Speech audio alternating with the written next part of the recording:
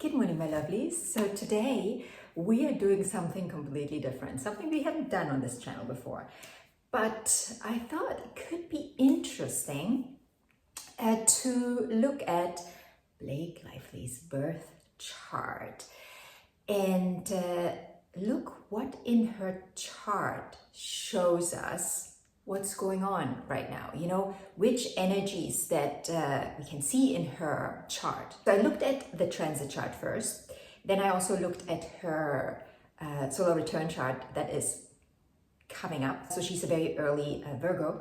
And I also looked at her progress chart.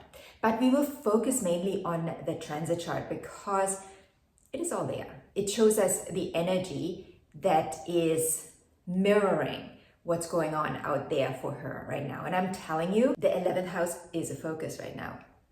Also the 8th house. Yes, we are talking about the Jupiter-Saturn square, but there's more. And I'm going to move to screen recording now because I want to record the chart so you can see what I'm talking about in the chart. I know I always use the word affect, how the transit affects something in your life, but really it's a mirroring. In the Hermetic principles, we talk about as above, so below. That's basically it. We are seeing written in the stars what is happening, what is playing out in the quote-unquote real world. It is a mirroring. It is not a causation. I know we talked about that before in a video. Maybe I linked that video that I did, what is astrology? I think maybe that would be useful for you. But anyways, so I hope you'll enjoy this video. It obviously is for entertainment purposes. I'm not claiming to know Blake Lively's real life. I'm just saying what we can see in her chart is playing out in this way in her life right now. And I mentioned the 11th house because the 11th house represents society, the people out there, and also the internet, right? The internet, as we know it, is part of the 11th house, or we contributed it to the 11th house. And Jupiter is blowing things up for her right now. But again, I'll move to screen recording and then I'll see you there. So here we go. This is Blake Lively's birth chart with the transits on the outside. So on the inside, you see the birth chart. The outer planets are the transits. Now, unfortunately, I am audio recording this. I couldn't do the screen recording because my screen recording wasn't working. So you're just seeing the image here. I can't really pinpoint to anything.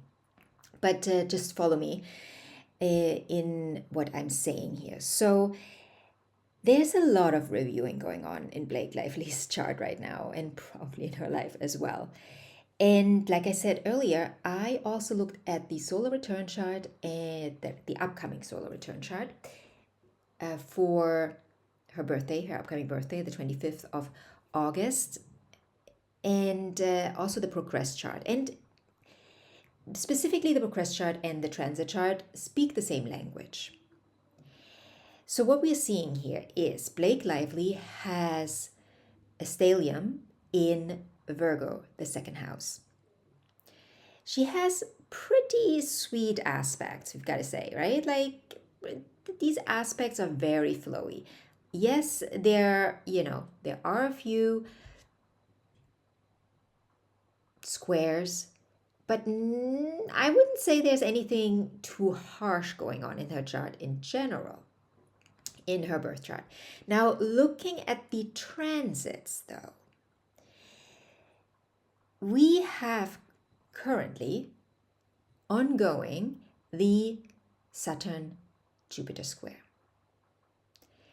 Also, Saturn today, on the day that I'm recording this, Saturn is opposing, Saturn in the sky, which you see in Pisces in the 8th house, is opposing Venus, transiting Venus in the 2nd house of Blake Lively's chart. And Blake just had her Venus return, right? Because she has her Venus in Virgo. So if I'm looking at this, I'm saying, well, okay, so Saturn is opposing Venus, squaring Jupiter. So Venus is also squaring Jupiter, right? So Venus in the 2nd house, squaring Jupiter in the 11th house. Jupiter in the 11th house is really blowing things up in the 11th house. The 11th house is the house of the people. It's also the house of the internet, right? We relate the internet to the 11th house, the natural place of Aquarius, right? The people, humanity. The internet is just blowing up right now with Blake Lively stuff. Like, look at Blake Lively here, look at what she did there, look at how she is here. The internet is roasting Blake Lively. I'm not here to judge if this is right or not, right? This is not what this video is about. This video is about showing you what is happening and how what's happening in the heavens, in the sky, in the universe is reflecting what is happening down here in our lives, in the physical reality. So, like I said, Jupiter is also, you have to look at this, also conjunct Mars. Now that makes everything more hostile. And when we look at when this all started a week, 2 weeks ago, let's give it like 10 days. So right around the time when Mars was in an exact conjunction with Jupiter, which lasted for 2-3 days, this hit the fan, right? So also now, like I said, we need to look at this square. I wish I could show you this a little better here, but you just have to listen to my words. Saturn is squaring not only Jupiter but also Mars, and then it's opposing Venus, what we want in life, our pleasures, our desires, our passions, right? Her career, her passion. We find career in the 10th house.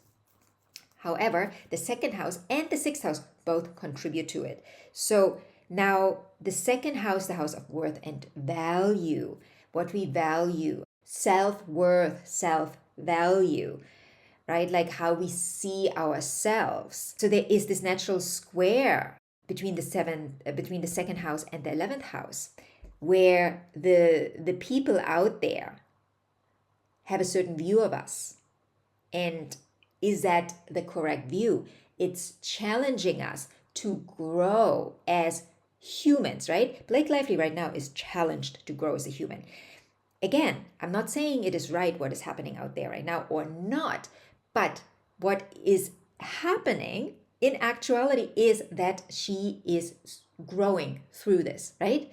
It is probably not easy for her, but it is going to help her grow. Look at her chart. She has Mars, the Sun, Venus, and even I would consider Mercury also all in a conjunction.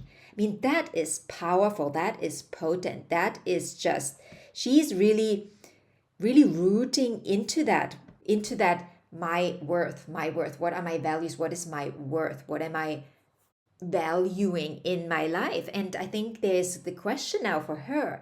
What is that for me? What am I valuing? How am I valuing myself? How am I putting myself out there? You know, how do I speak to the people? How do I talk, right? There is this thing out there now with her giving interviews where she is, a little snappy and little, I don't want to say bitchy, but, I think this woman also has a certain kind of humor, right? A certain kind of humor that many people might not see as humorous, especially in the world we live in right now, right? Where, you have to really be careful what you say if you don't want to be roasted out there, if you don't want to be canceled. And I mean, the aspects right now that she's going through, I mean, the internet wants to cancel Blake Lively. The 8th house, let's look at the 8th house again. So Saturn is now in her 8th house, transiting the 8th house, square opposing all of her personal planets. Look at this. All of her personal planets are opposed. They already obviously have been in the past year. So I assume the past year was probably not very easy for her. In private, she was probably going through a lot. So Saturn is asking her to do the deeper work, right? The 2nd house is worth and value. The 8th house, besides being other people's money and, money coming in from other sources, your partner's money, it is also a deeper look at your values, reevaluation, going down the rabbit hole and seeing what, learning, growing, looking at what you've been conditioned with. Second house is one of the houses of conditioning. So like deconditioning. So this could be part of her deconditioning process, right? If you want to look at it from a perspective of growth, which I always want to do, then this is going to make this woman stronger. And she is a very strong woman. I mean, look at all her planets in Virgo, Earth sign. There is strength. Virgo is not Capricorn, of course, but there are structures, there are boundaries. It's all there. She's rooting in. I really believe the upcoming new moon in Virgo is going to be a shift for her. That will happen on her moon. So her moon is in 12 degrees. The new moon in Virgo is going to be in 10 degrees. So there's going to be a new beginning for her. The question that she might ask herself right now is like, what am I rooting into? Am I built on stable grounds? What is my environment like? How am I fitting in? How can I grow from all of this? Because again, Jupiter and Saturn, I think this is not over yet. Like Jupiter is still going to blow up things in the 11th house for her, ongoing until next year. And there's still going to be another exact square between Saturn and Jupiter on Christmas, basically. So this is not over for her yet, but I think she will most likely have a new beginning for herself. Maybe, like I said, don't complain, don't explain. Maybe she's gonna just, after this movie premiere, she's just going to take some time off. We might not see her, and she'll take time to reflect even more. And I think she's already in this reflecting stage, because there is Mercury in retrograde right now in her first house, big reflection.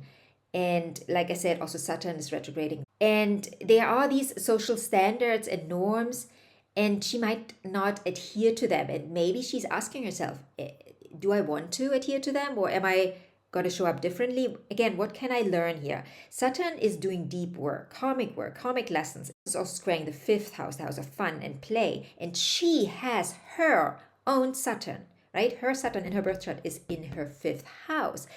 And it is right now also squared by Saturn in the sky. So there is her own, she's learning her own karmic lessons.